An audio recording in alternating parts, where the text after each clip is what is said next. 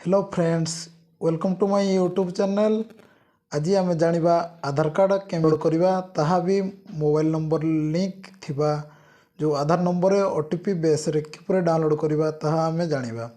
Video को skip न करी ताहा स्टेप बाय स्टेप देखंतु, कारण स्किप करला मात्रे आपण बुझी परिबेनी जानि परिबेनी केमिति स्टेपटा हबो। तो ସେଥିପାଇଁ ନିଜ ମୋବାଇଲରେ ବି ଆପଣ ନିଜେ ଘରେ ବସି କରିପାରିବେ କିମ୍ବା ଡେସ୍କଟପ୍ ସାହାଯ୍ୟରେ ବି ଆପଣ ନିଜେ ବସିକି କରିପାରିବେ। ତ ସେଥିପାଇଁ ଆପଣ ଯେକୌଣସି କ୍ରୋମ୍ ବ୍ରାଉଜରରେ ଯାଇକରି କିମ୍ବା ଯେକୌଣସି ବ୍ରାଉଜର ଯାଇକରି ଆପଣ ଓପନ୍ କରନ୍ତୁ। ଓପନ୍ କଲା ପରେ ଆପଣ ସର୍ଚ୍ଚରେ କ୍ଲିକ୍ କରିବେ, UI ଲେଖିଦେବେ, UIDAI ଆସିଲା ପରେ ଆପଣ UIDAI ଲିଙ୍କକୁ କ୍ଲିକ୍ କରିବେ।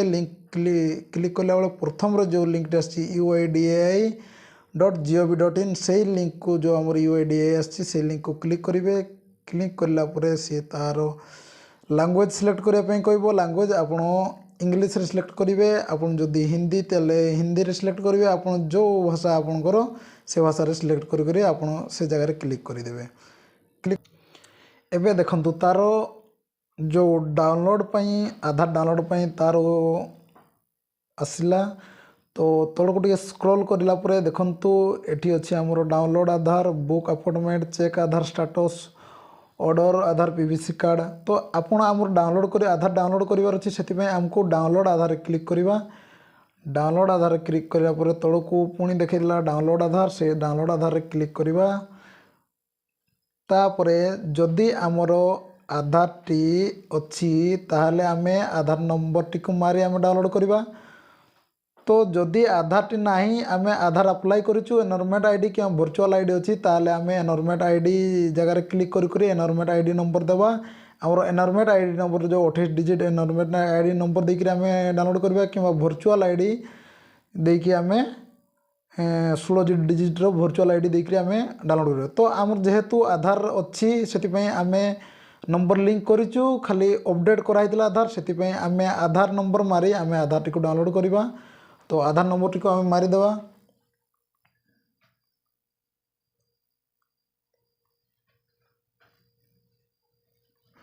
तो आधार नंबर टी मारी देला परे आमे तळ को हमरो स्क्रॉल करला परे टिके कैप्चा फिलअप करिया पे कहूची, सेति पे आमे कैप्चा फिलअप करि देवा।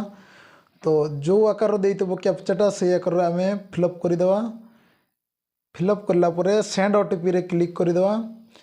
जो मोबाइल नंबर रे लिंक थिबो से मोबाइल नंबर रे से आधार रजिस्टर मोबाइल नंबर रे आपनकर ओटीपीटा जीवो। ओटीपीटा गला परे आपण ओटीपीटा देई देबे। तो मोर ओटीपी आसी जाइछि, सेति पय मु ओटीपी को फिलअप कर दउछि।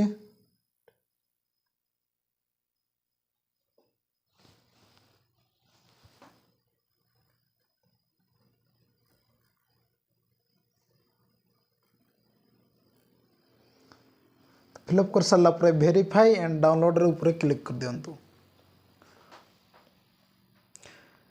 देखंतु क्लिक कर सारा पर से डाउनलोड बतेला, सेति पय मु डाउनलोड मार दोछि। डाउनलोड मारला पर एठी आपन को पासवर्ड मागियो। आपन केमिति पासवर्ड देबे, कोन पासवर्ड देबे आपन को तो जणा नै। मु तो आधार ये करला बड मु किछि पासवर्ड देनी, तेणु करी आपन देखिनंतु आधार कार्ड रे आपनकर नार प्रथम कैपिटल रे लिखि दियंतु। प्रथम 4टी अक्षर को लिखि दियंतु। प्रथम 4टी अक्षर लिखिदेला परे सब कैपिटल रे लिखिबे।